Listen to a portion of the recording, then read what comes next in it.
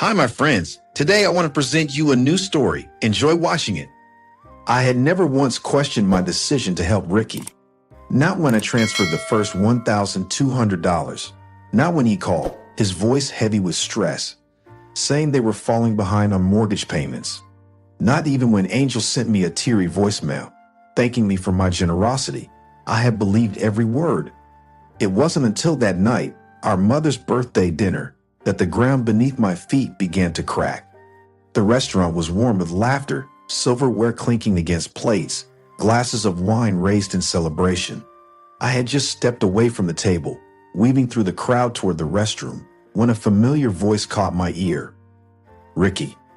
I paused, half hidden behind a marble column, the dim lighting concealing me. He was laughing, really laughing, the kind that made your stomach hurt. "Can you believe it?" he said, amusement lacing his voice. "Brian actually thinks he's helping us survive, like we'd be homeless without him." I felt something in my chest tighten. Angel giggled. "I know, it's pathetic. He's so desperate to feel needed. Poor guy, doesn't even have a life of his own, so he clings to ours." Their words sliced through me like glass. My stomach churned. "You're terrible." Another voice chimed in, one of their friends, I assumed. But there was no disapproval in her tone, just amusement. Angel sighed dramatically. "I mean, let's be real. He's pushing 40, still single, no real ambition. Just a boring little man throwing his money away because he has nothing better to do with it." Ricky snickered. "And he thinks we're struggling. Man, I make more in a month than he does in 3. But hey, if he wants to play the role of big brother savior, who am I to stop him?" A slow chill spread through my limbs. $1,200 a month, every month, for 2 years. And this was what they thought of me. I clenched my fists, forcing myself to breathe. My pulse pounded in my ears, anger and humiliation mixing into something sharp and cold. I should have confronted them right there, demanded an explanation, but I didn't. I wasn't going to give them the satisfaction of knowing they had gotten to me. Instead, I turned around, forcing a calm expression onto my face as I returned to the table. I picked up my glass of wine, swirling it slowly, my mind already made up. They would never see another cent from me again, and they had no idea what was coming. The next morning, my phone buzzed. Ricky's name flashing on the screen, right on time. It was the first of the month, and he was expecting his usual $1,200. I let it ring. Once, twice. Then, with a slow breath, I picked up. "Hey, Brian." Ricky's voice was light, casual, as if he hadn't mocked me behind my back just hours ago. "Can you send the transfer? We've got some bills stacking up this month." I stared at the floor, my jaw tightening. No. Silence. "What?" Ricky let out a short laugh. "What do you mean, no?" I leaned against the kitchen counter, gripping the phone tighter. "I mean, I'm done, Ricky. No more money. No more help. You're on your own." A beat of silence stretched between us. Then Ricky scoffed. "Come on, man. Don't be dramatic. We've got deadlines. If we miss the mortgage, Angel's gonna freak." "Then you better use some of that freelancing money you brag about," I said, voice steady. His breath hitched. "What?" I closed my eyes, picturing the scene from last night, the laughter, the smugness. My stomach twisted, but I kept my tone even. "I heard everything, Ricky. At Mom's party, you and Angel, what you really think of me." For the first time in years, Ricky was speechless. "You used me," I continued, my voice colder now. "Lied to me, mocked me, and you expected me to keep paying your bills? Not happening." Ricky's tone shifted, hardening. "You're twisting things, Brian. Whatever you heard, it's not what you think. Save it." I exhaled slowly. "We're done." I hung up. For the first time in 2 years, I felt weightless. But I knew Ricky wouldn't give up so easily. And I was right. Minutes later, my phone buzzed again, Mom. I sighed, already knowing what was coming. The real battle had just begun. The knock at my door came earlier than expected, sharp, impatient. I wasn't surprised. Ricky never handled rejection well. I let him knock again before opening. He stood on the porch, arms crossed, anger flickering behind his forced smile. Angel stood slightly behind him, arms folded, Her lips pressed tight. "Brian," Ricky started, voice smooth but strained. "We need to talk." I leaned against the doorframe, unmoved. "I think we already did." Ricky scoffed. "No, we didn't. You just cut us off like we're nothing." Angel huffed. "Over some stupid misunderstanding." "Misunderstanding?" I repeated, my grip tightening on the doorframe. "You called me a loser, a failure, a joke for helping you while I live alone." I glanced between them. That didn't sound like a misunderstanding to me. Ricky's expression darkened. "You weren't supposed to hear that," he muttered under his breath.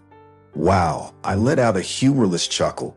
"So the problem isn't that you said it, it's that I found out." Angel stepped forward, her voice softer, sickly sweet. "Brian, don't do this. We're family. You know how Ricky talks sometimes. He doesn't mean it. We're under a lot of stress, and you cutting us off like this is necessary," I interrupted. Ricky's jaw clenched. "Look, if this is about money, we can work something out. Just co-sign a loan for us and..." I laughed, the sound bitter. "You think I'm going to put my name on a loan for you? After everything?" His mask cracked, frustration bleeding through. "Damn it, Brian, you're overreacting." "No," I said firmly. "I was just done letting you use me." Angel's face twisted with irritation.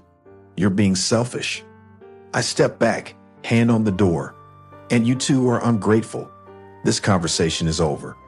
I shut the door in their faces. Outside, Ricky cursed. Angel muttered something harsh. Then silence. But I knew this wasn't the end. Not yet. The call from Grandma came late in the evening, her voice unusually firm. "Brian, I need you to come over. There's something you should see." I almost said I was too tired for more family drama, but something in her tone made me pause. An unease settled in my chest. 20 minutes later, I was in her dimly lit living room. She sat in her favorite chair, an old wooden box resting on her lap. With careful hands, she lifted the lid and pulled out a yellowed envelope. "This was from your grandfather," she said, handing it to me. "He wrote it years ago, but I never thought I'd need to show it to anyone. Until now." I unfolded the letter, my eyes scanning the words. My breath caught. "A trust fund in the amount of $270,000, set aside for the grandchildren, but with a clause. If any grandchild is found to be exploiting family for financial gain, they forfeit their share."